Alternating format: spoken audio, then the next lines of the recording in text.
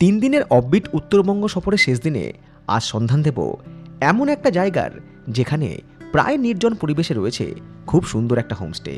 চারিদিকে পাহাড়ে ঘেরা ঘন সবুজের বিস্তার, ধাপে ধাপে সাজানো চা বাগানগুলোর ঠিক যেন ছবির মতো প্রসার। রাত নামলেই ওই দূরের পাহাড় কেমন যেন মায়াময়, ইচ্ছে করে হারিয়ে যাই আধার ঘন পাহাড়ি রাস্তায়। ঘুম ভাঙার পর আবহাওয়া পরিষ্কার থাকলে বিছানায় বসেই রয়েছে কাঞ্চনজঙ্ঘা দর্শনের সুযোগ, না হলে সঙ্গ দেবে প্রথম সূর্যোদয়ের এক ঝলক। আতিথেয়তার অভিনবত্বে রয়েছে কাঁসার থালা, গ্লাস আর বাটি, তাতে বাঙালি স্বাদের খাওয়া দাওয়া বেশ জমজমাটি। সন্ধে নামলেই বনফায়ারের আগুনে একটু উষ্ণতার আঁকিবুকি। এনজিপি থেকে মাত্র 55 কিলোমিটার দূরে আজ এমনই একটা জায়গা সন্ধান দেব উত্তরবঙ্গ ট্রিপের শেষ পর্বে। প্রথম পর্বে আপনারা দেখেছিলেন বা আপনাদের দেখিয়েছিলাম হচ্ছে ঝান্ডি, দ্বিতীয় পর্বে আমরা গেছিলাম হচ্ছে চারখোল, আর আজকে তৃতীয় এবং শেষ পর্বে আমরা যাচ্ছি হচ্ছে শিটংয়ের পথে। এবার যাচ্ছি হচ্ছে আপার শিটং। এর আগে যখন শিটংয়ের ব্লগ বানিয়েছিলাম আপনারা দেখেছিলেন বর্ষাকালে, আপনারা অনেকেই বলেছেন ব্লগটা খুব সুন্দর হয়েছে, তো সেটা আমরা বানিয়েছিলাম হচ্ছে লোয়ার শিটংয়ে। এবার যাচ্ছি হচ্ছে আপার শিটংয়ে। চারখোল থেকে বেলা 11টা নাগাদ আমরা রওনা দিয়েছিলাম শিটংয়ের উদ্দেশ্যে। একথা অস্বীকার করার উপায় নেই যে পাহাড়ে রোজ রোজ জার্নি করার থেকে অনেক ভালো কোনো ডেস্টিনেশনে দিন দুয়েকে ছুটি এনজয় করা। না হলে এক পাহাড় থেকে আরেক পাহাড়ের মধ্যে দূরত্ব খুব বেশি না হলেও রাস্তার চড়াই উতরাইয়ের কারণে শরীরের ধকল হয় বই কি। আর গরম লাগছে, তাই এখানে তো গরম লাগবেই। এবার যখন হাইটটা আরো বেড়ে যাবে তখন আর গরম লাগবে না। এসি অন করে দিতে না। আরে পাহাড়ে এসি চলে না, পাহাড়ে এসি চালাবে। গরম লাগছে, কোথায় গরম? চিটপিট করছে আমার শরীরে। পরে জানগো রিল্যাক্স বুদ্ধি দাও, রিল্যাক্স ফিল করো, কোল্ড ড্রিঙ্কস খাও, রিল্যাক্স ফিল করো। একটা কোল্ড ড্রিঙ্কস খাও। এ আবার লাদাখ যাবে, এর এই ওয়েদারে এরকম অবস্থা, লাদাখের মতো জায়গায় গিয়ে কি হবে? লাদাখের প্ল্যান ক্যান্সেল করে দাও। লাদাখ কালিম্পংয়ের চারখোল আর শিটং এক অপরের বিপরীতে। মাঝে রয়েছে তিস্তা নদী, রামবি বাজার, মংপু এবং যোগীঘাট ব্রিজ পেরিয়ে শিটংয়ের পথে মাত্র 57 কিলোমিটারের এই দূরত্ব, যেটা কভার করতে সময় লেগে গেল প্রায় ঘন্টা তিনেক। সময় ঘড়ি বলছে বেলা 2:30। আমরা পৌঁছে গেছি কোথায়? আমরা পৌঁছে গেছি শিটংয়ে। ঘন্টা তিনেকের এই জার্নি সম্পূর্ণ করার পরে সে পৌঁছালাম আপার শিটংয়ের শেরপা সানরাইজ হোমস্টেতে। আপাতত একটা দিন এবং একটা রাত এখানেই আশ্রয়। শুরুতেই যে জিনিসটা সবথেকে বেশি মনকে ভালো করে দিল সেটা এই হোমস্টের পারিপার্শ্বিক পরিবেশ। সামনেই ঘাসে ঢাকা খুব সুন্দর একটা লন, নানা রকম পাহাড়ি ফুলের গাছ, অদূরে জমিতে চাষ হচ্ছে কোনো একটা পাহাড়ি শস্য, চারিদিকে পাহাড়ে ঘেরা অদ্ভুত সুন্দর একটা জায়গা। আর সবথেকে ভালো কথা, ঠান্ডা এখানে সারা বছরই থাকে। সুতরাং গরমের ছুটি কাটানোর জন্য অন্যতম একটা জায়গা বললে হয়তো খুব ভুল হবে না, যেখানে দার্জিলিংয়ের মতো জায়গা এখন ওভার ক্রাউডেড। হোমস্টেতে পৌঁছানোর পর অন্যান্য গেস্টদের মতো আমাদেরকেও উষ্ণ অভ্যর্থনা জানানো হলো এই ঠান্ডার জায়গায়। দার্জিলিং নস্টালজিয়া ঠিক আছে, কিন্তু যারা দীর্ঘদিন বেড়াতে যায় তারা কিন্তু এখন দার্জিলিংয়ের দিকে যেতে চায় না। মানে যাদের অনেকবার দার্জিলিং যাওয়া হয়ে গেছে তারা সবাই কিন্তু একটু অফবিট জায়গায় খোঁজে, যে ভিড় ভাড়ের মধ্যে যাব না, হোটেল, তারপরে বড় বড় বিল্ডিং, সিঁড়ি বেয়ে ওঠা ওসবে যাবো না, পুরো গাড়ি করে নামবো প্রপার্টির সামনে। সামনে প্রচুর ঘাস থাকবে, পাহাড় থাকবে, ফুল থাকবে, গাছ থাকবে, এর পাখির ডাক থাকবে, এর মধ্যে আর কি 2-3 দিন কাটিয়ে দেবো। মানে আলটিমেট একটু ভালো কোয়ালিটি টাইম কাটাবো বা ছুটি কাটাবো। তো এই হচ্ছে আমাদের রুম। সব জায়গায় কিন্তু 2+1 সিস্টেম, মানে এখানে কিন্তু 2 জন আর এখানে কিন্তু 1 জন, মানে 3 জনের সেট আপ কিন্তু সব জায়গাতেই করা আছে। বিছানায় যদি বসি, বিছানায় বসে কিন্তু সামনে জানলা খুললেও যেমন পাহাড়, তেমনি দরজা টপকিয়ে ওই পারে গেলেও কিন্তু রয়েছে সবুজে সবুজ পাহাড়। মানে এক কথায় খুব ভালো লাগবে, সবারই ভালো লাগবে। এদিকে ইলেকট্রিক কেটেল রয়েছে, এটা কিন্তু কমন, এটা তো ভীষণ দরকার পাহাড়ে এসে। আর এই যে টয়লেটটা মোটামুটি ঠিকঠাক, খুব বিশাল বড় নয়, ছোট্টর মধ্যে। তবে গিজারটা কিন্তু টয়লেটের তুলনায় বেশ বড়, অর্থাৎ গরম জলের কিন্তু ব্যবস্থা এখানে রয়েছে। বাকি ওইখানে একটা টেবিল রয়েছে, জলের বোতল রয়েছে, ওয়েস্টবিন রয়েছে, পর্দা রয়েছে, আর যা যা থাকে নর্মালি ফোন চার্জ দেওয়ার জায়গা, সেই সাথে একটা মিরর।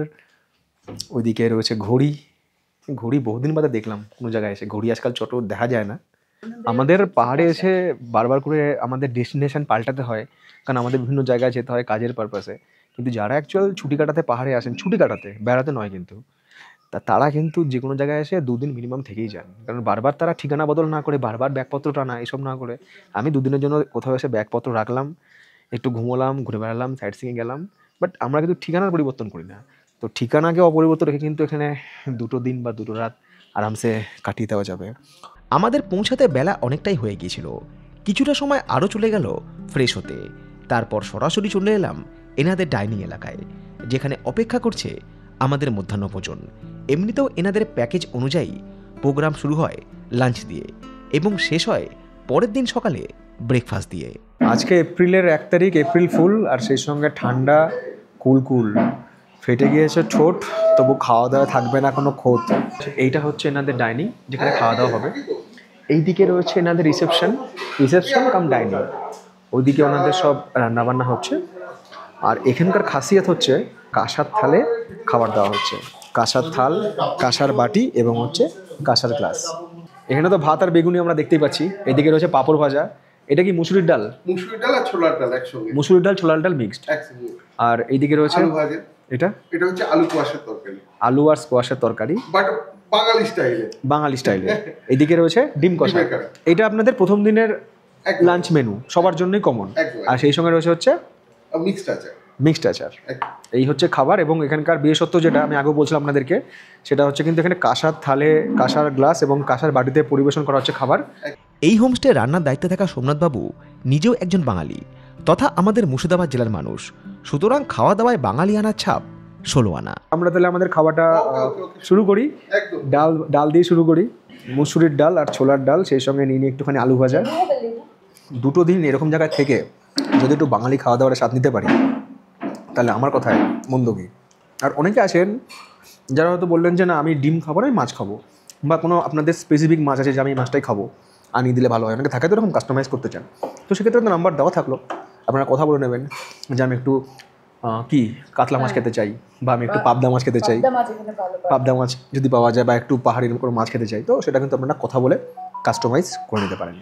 টুকটাক গল্পগুজব আর খাওয়া দাওয়ার মাঝেই বেলা আরও ফুরিয়ে এলো। সেই সঙ্গে ঠান্ডার পরিমাণটাও যেন আচমকাই বেড়ে গেল।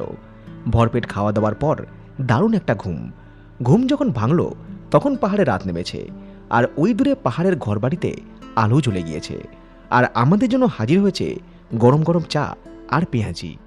সামনে যে পাহাড়ি লাইটগুলো সব জ্বলছে না, সন্ধ্যা হয়ে গিয়েছে। এটা হচ্ছে শিটং 2। আমরাও কিন্তু অ্যাকচুয়ালি শিটং 2 এ আছি, বাট ওটা হচ্ছে বলে না নদীর এপার ওপার, তো ওটা হচ্ছে পাহাড়ের ওপারে শিটং 2। অনেক হোমস্টে ওখানে রয়েছে। তো লাইট জ্বলে গিয়েছে সন্ধ্যাবেলায়, একটা মায়াবী অন্যরকম পরিবেশ লাগছে, সেই সঙ্গে ঝিঝি পোকা ডাকছে। আর যদি বর্ষাকালে আসেন এবং এই সময় টিপটিপ বৃষ্টি হয়, আর সেই সঙ্গে ব্যাং ট্যাং ডাকে, মাঝে মধ্যে হাওয়া দেবে, মোমবাতির শিখাটা একটু আপ ডাউন করবে। সুস্মিতা, মনে পড়ে ছোটবেলার দিন যখন আমাদের জীবনে ছিল হেরিকেন? মোমবাতিটা অতটা ইউজ হতো না, কারণ আগুন লাগা জাস্ট থাকতো, হেরিকেনটা বেশি হতো। অনেকক্ষণ হারিকেন জ্বলার পরে ওই কাঁচটাকে পরের দিন পরিষ্কার করে দিতে হতো, কখনো বাড়ি দিতাম।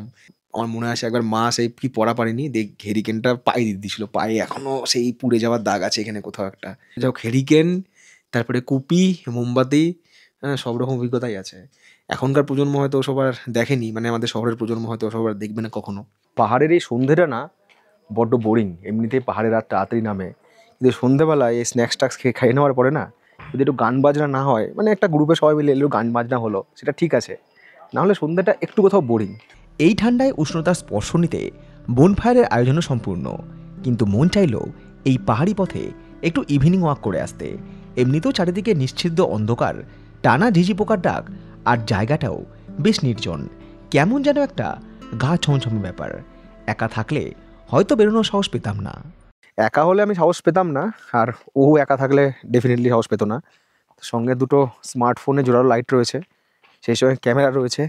এই যে চলে গিয়েছে রাস্তা, আমাদের ছায়াগুলো ক্রমশ লাইট পড়ার পর দীর্ঘ থেকে দীর্ঘতর হচ্ছে। আরও 2-1টা হোমস্টে যেখানে আছে সেখান থেকে গান বাজার আওয়াজ ভেসে আসছে, আর কোনো আওয়াজ নেই। আর ঝিঝি পোকার আওয়াজ আর আমাদের পথ চলার আওয়াজ। যদি মনে হয় যে একটু পাহাড়ি পথে অন্ধকারে হাঁটবো, তাহলে এরকম একটা অভিজ্ঞতা নাও যেতেই পারে, কিন্তু আমার পরামর্শ থাকবে যে বেশি দূরে কখনো যাবেন না, আর সঙ্গে অবশ্যই টর্চ রাখুন। কারণ আমাদের হোমস্টে ওনারা বলছিলেন যে এখানে ব্ল্যাক প্যান্থার রয়েছে, কিন্তু কখনো যদি মনে হয় যে আমি একটু রোমাঞ্চ পেতে চাই, তাহলে আমি বলবো যে আপনার টর্চ লাইট বা ফ্ল্যাশ লাইটটাকে অফ করে দিন। অফ করে এখানে খানিকক্ষণ অপেক্ষা করুন। হ্যাঁ, ভয় একটু লাগবে, বাট ভয়টাকে যদি জয় করতে পারেন মন থেকে, তাহলে প্রকৃতির এই যে অন্ধকার, নির্জনতা, মাঝে মধ্যে পাখির ডাক, পাহাড়ি ঝিঝি পোকার ডাক এবং একটা শীতল স্পর্শেরও কিন্তু আপনি সন্ধান করতে পারবেন। মানে পাহাড়ি গ্রামের সৌন্দর্য একরকম আর পাহাড়ি রাতের সৌন্দর্য একরকম। দেখুন দূর দূর পর্যন্ত কেউ নেই, ওখানে এত বাড়ি, এত হোমস্টে, ওটাও আস্তে আস্তে মনে হচ্ছে একটা ছোট দার্জিলিং হয়ে গিয়েছে। পাহাড়ি রাস্তায় খানিকটা সময় হেঁটে আসার পর ধিমে হয়ে যাওয়া আগুনের সামনে বসে গরম গরম চিকেন পকোড়াতে কামড় দিতে বেশ লাগছিল। গান বাজনা একটা সময় থামলো, নিভিয়ে এলো বোনফায়ারের আগুন, কারণ সময় ঘড়ি বলছে রাত 10:35। ডিনার সম্পূর্ণ করে গেস্টরা যে যা রুমে, শুধুমাত্র আমরা দুজন ছাড়া। খাবারের আইটেম যা আছে, ডাল আছে, রুটি আছে, বাঁধাকপির তরকারি আছে, ভাত আমি একটু নিয়েছি। মানে আমি বললাম যে সুস্মিতার আমি ভাত মিলেমিশে খাবো। খুব তাড়াতাড়ি খেতে হবে কারণ খাবার খুব তাড়াতাড়ি ঠান্ডা হয়ে যাবে। চিকেন সবার জন্য এখানে থাকবে, মানে এটা কি বলবো, প্যাকেজের অন্তর্ভুক্ত, প্যাকেজের আওতাতেই রয়েছে। গামাখা, খুব বেশি গ্রেভি নেই। এখানকার আবহাওয়া এমনই না, মানে গুরুতর খাওয়াও যদি 7-8 প্লেট খাসির মাংস খেয়ে নেয় হজম হয়ে যাবে। পাহাড়ের জল খুব ভালো। মাটন যদি কেউ খেতে চান, হয়তো পাহাড়ে এসে প্ল্যান করলেন যে আপনারা মাটন খাবেন, তাহলে কিন্তু আপনারা আগে থেকে বলে রাখবেন, তাহলে এরা সব ব্যবস্থা করে দেবে। সব মিলে ডিনার চলবে, ঠিকঠাক আছে। খাওয়া দাওয়ার পর্ব শেষ করে আবারও একটা রাতের অবসান। রাতের শেষে ঘুম থেকে উঠে জানলার পর্দা সরিয়ে দিতেই উদীয়মান সূর্যের আলো জানলা দিয়ে প্রবেশ করে জানান দিল সকাল হয়েছে। বিছানায় বসে কিংবা শুয়ে সানরাইজ দেখা গেলেও দেখা নেই কাঞ্চনজঙ্ঘার। যদিও এই সকালগুলো আমার কিংবা আপনার জীবনের আর 5টা সকালের থেকে একটু আলাদা। ঘুম থেকে ওঠা তাড়া নেই, নেই অফিস কিংবা কাজের জায়গায় যাওয়ার তোড়জোড়, বাইরের গেটে কড়ানাড়া কিংবা কলিং বেলের ডাক ওসবও নয়। আসলে পাহাড়ে বেড়াতে গিয়ে আমরা আর 5 জন যেটা করতে পছন্দ করি, আজকের ভিডিওটা হয়তো তারই জলজান্ত উদাহরণ। কোনো সাইট সিংয়ে যাওয়া, ছবি তোলা, সাজগোজ করে ছুটে বেড়ানো ওসব কিছু নেই। 1টা বা 2টো দিন নিখাত ছুটি কাটানো, এক কথায় পয়সা কিংবা সময় খরচ করে আত্মসুখ কেনা।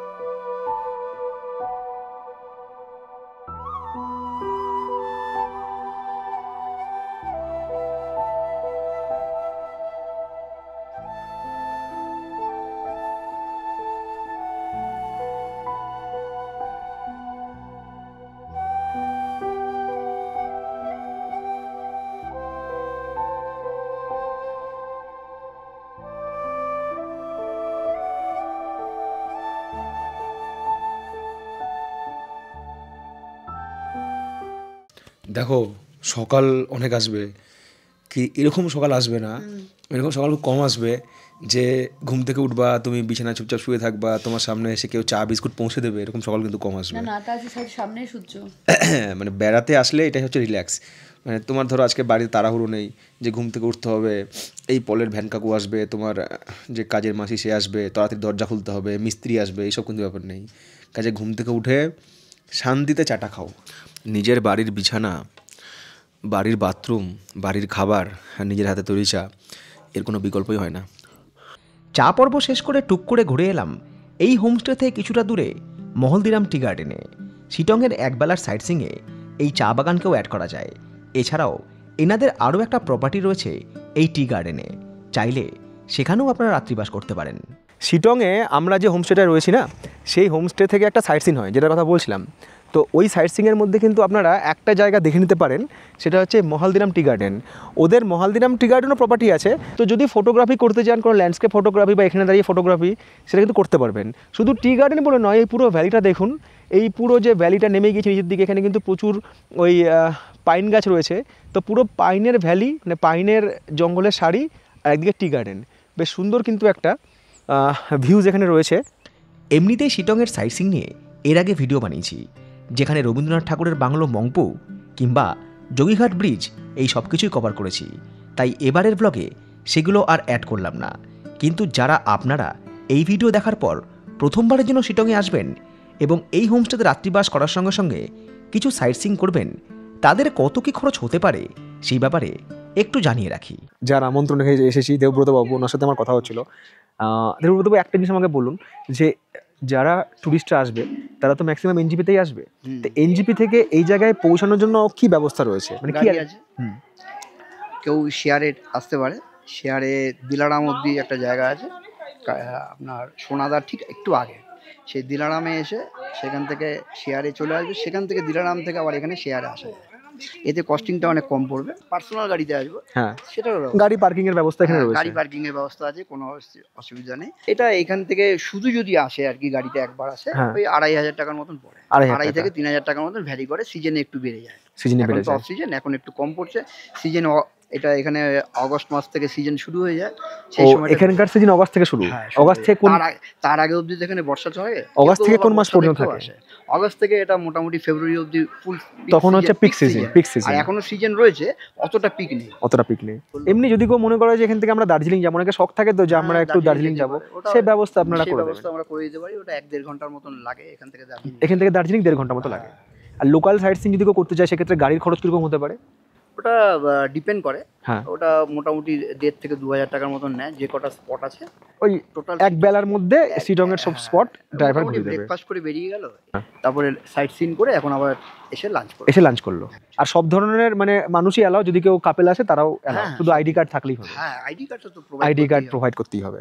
মাহালদিরাম টি গার্ডেন ঘুরে এসে স্নান করে ফ্রেশ হয়ে চলে এলাম ব্রেকফাস্ট করতে, কারণ এটা দিয়ে শেষ হবে এই হোমস্টেতে আমাদের একদিনের প্যাকেজ। আমাদের ব্রেকফাস্ট গরম গরম লুচি, সেই সঙ্গে রয়েছে আলুর তরকারি আর রয়েছে ডিম সেদ্ধ। অনেকে আছে যে যারা লুচি খাবে না, রুটি খাবে, অনেকে আছে যারা রুটি খাবে না, তারা আবার ব্রেড বাটার খাবে। তো আপনারা যেদিনকার ডিনার করছেন আগের দিন রাতে, তখন কিন্তু বলে দেবেন যে আমরা ব্রেকফাস্টে কী খাবেন, তাহলে সেই অনুযায়ী কিন্তু পরের দিন ওরা আপনাকে সেই জিনিসটা আর কি প্রোভাইড করবে। আমাদের বাড়িতে লুচি খুব বেশি হয় না, খুব কম হয় লুচি, আর হলেও পলের জন্য হয়। তো আমাদের লুচি খাওয়া বলতে গেলে বাইরে এসে, এই বাইরে এসে যখন কোথাও এলাম, কোনো হোটেল বা হোমস্টেতে আছি, সেখানে লুচি খাওয়া ব্রেকফাস্টে, অথবা যখন কৃষ্ণনগরে ট্রেন থেকে নামি তখন ডালপুরি খাই, এরকমই। মানে ময়দা খাওয়া বলতে এটাই, আর রুটি মাঝে মধ্যে খাই। এর সঙ্গে একটা আইটেম থাকলে ভালো হতো, সেটা মিষ্টি, বাট এখানে মিষ্টি সমস্যা রয়েছে, পাহাড়ে মিষ্টি মিষ্টি ডিমান্ড করা মুশকিল। যদি এর সঙ্গে মিষ্টি হতো তাহলে ভালো লাগতো। আর লুচির যা সাইজ না, মানে আমি লুচির সাইজ মাপছি না, আমি বলছি লুচির যা সাইজ, তাতে আমার মতো লোকের দুটো হলে পেট ভরে যাবে। এখান থেকে তো চেক আউট টাইম হচ্ছে বেলা 10টা, তাহলে টুরিস্টরা কী করে, অতক্ষণ তো এনজিপি কেউ বসে থাকবে না। চেক আউট টাইম অফিসিয়ালি 10টা, বাট আপনারা একটু হাতে টাইম পাবেন, একটু রিল্যাক্স করে ধরুন 12টার দিকে বেরোলেন, 12টার দিকে বেরিয়ে তারপরে শিলিগুড়ি একটু দেখে বা যাওয়ার সময় 2-1 জায়গায় ছবি তুলে আপনারা বিকালবেলায় বা সন্ধ্যাবেলা ট্রেন ধরে নিলেন, সুবিধা হলো।